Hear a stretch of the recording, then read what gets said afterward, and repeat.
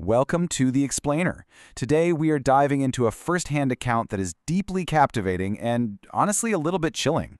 We're looking at a story that completely flips our understanding of death, observation, and spirituality upside down. You see, this isn't just your standard ghost story. It's an analysis of an incredible, real-life experience documented by a photography professor right at the cremation grounds of Varanasi, the sacred city we also know as Kashi. We're going to focus on a truly enigmatic figure, someone who managed to bring this unimaginable, profound peace to a place of absolute, perpetual mourning. So let's jump right in. There's this common saying in Kashi that death is a festival. It's supposed to be a celebration, a final release from the endless cycle of rebirth. But our observer today, a photographer named Aditya, experienced something that just completely shattered that conventional wisdom.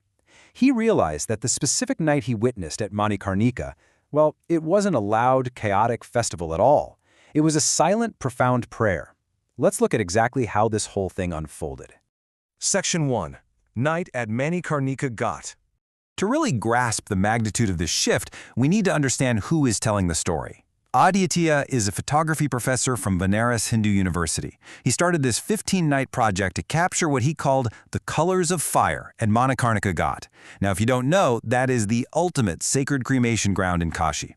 It's a place where the fires literally never go out. So, armed with his camera and special permission from the Dome Raja, who is the chief cremator overseeing all the rites there, Aditya sets up. For his first 7 nights, everything was intensely sensory, but, entirely normal for the location.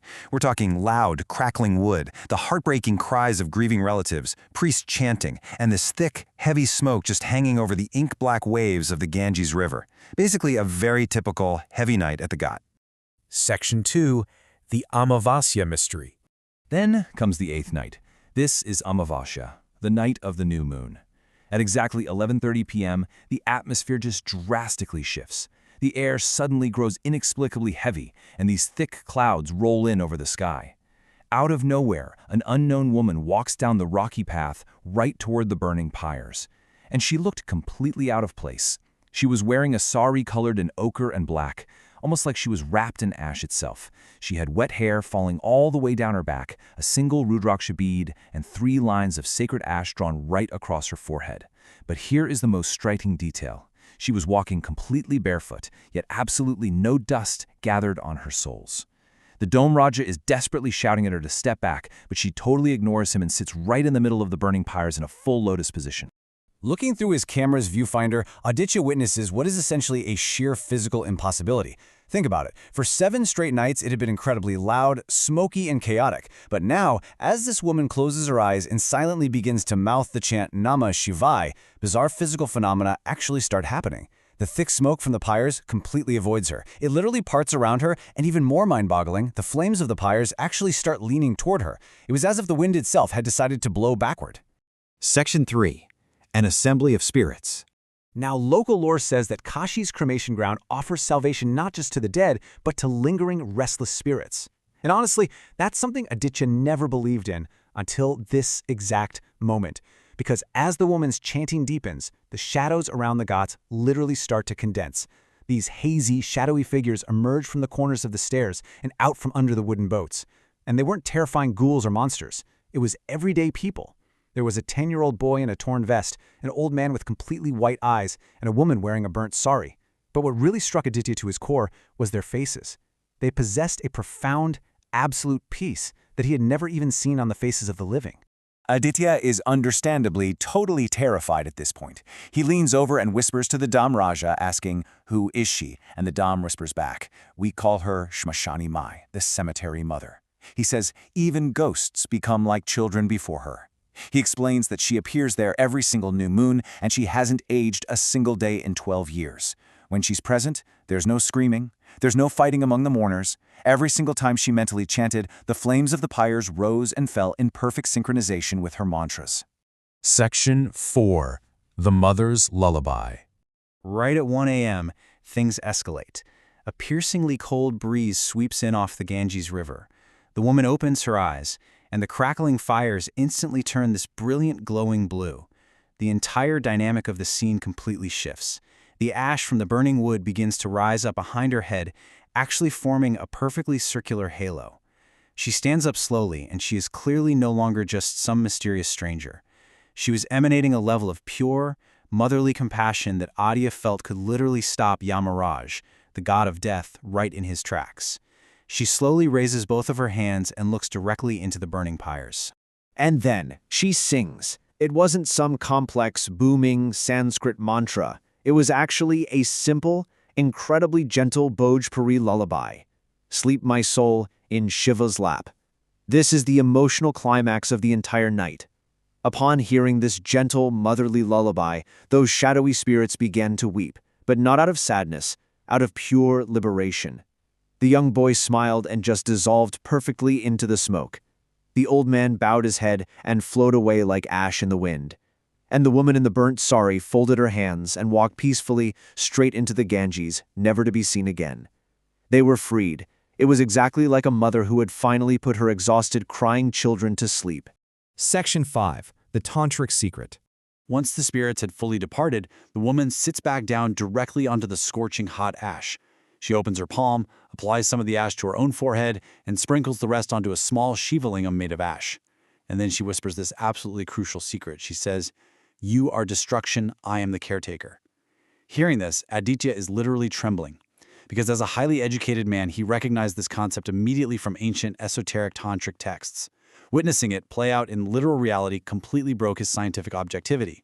Let's actually break down why this is so profound. This moment represents the absolute core tantric dynamic of existence and death. You have Shiva, who represents the fierce destroyer. He is the fire that burns the physical bodies. But the burning isn't enough on its own. You also need Shakti, or the mother goddess Durga. She is the caretaker. She is that necessary maternal comfort that steps in to soothe the scorching ashes and grant actual, lasting peace and liberation. In the cremation ground, Shiva acts, but it is Shakti who provides the ultimate comfort.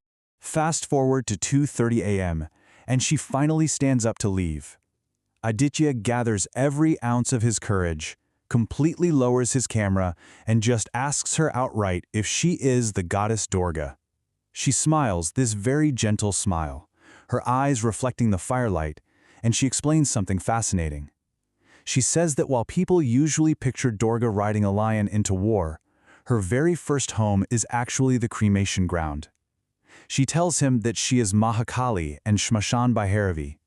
When Shiva destroys, he becomes exhausted, so she comes to wipe the ashes from his brow, wipe his tears, and sing him to sleep so he is rested and ready to create all over again. Her physical form might change, but that divine maternal work remains constant. Section 6. Beyond the camera lens. Right before she departs, she hands Aditya a gift that just completely defies all logic. It was a Rudra Kakshamala, but it was incredibly hot to the touch, almost as if it had just been pulled straight out of the fire.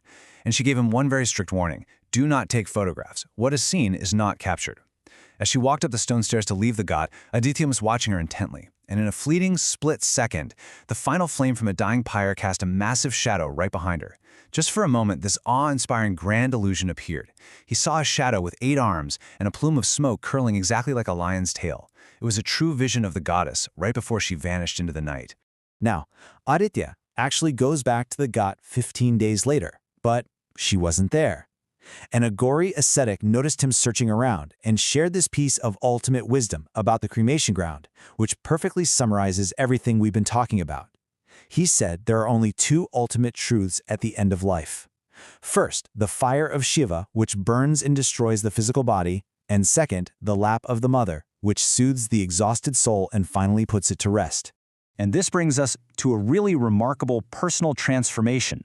Aditya, the science-minded professor who initially came to document the colors of fire strictly through a camera lens, well, he no longer takes photos. When he visits on the night of the new moon and those winds miraculously stop, he just puts his equipment away. He closes his eyes and he mentally joins her chant, seeking that exact same profound peace alongside those unseen spirits. I really want to leave you with a provocative thought here. Aditya went into this as a scientist, looking at the world through a little rectangular viewfinder, but the camera could only ever show him the smoke and the light. It took physically putting the camera down for him to truly see the cemetery mother and experience the ultimate mystery of death for himself. Really makes you wonder, doesn't it? Does our constant, modern urge to capture and document every single thing through screens and lenses actually blind us? Does it keep us from seeing the profound spiritual truths that are standing quite literally right in front of our own eyes? Think about that next time you reach for your phone. Thank you so much for joining me for this explainer, and remember, keep questioning what you see.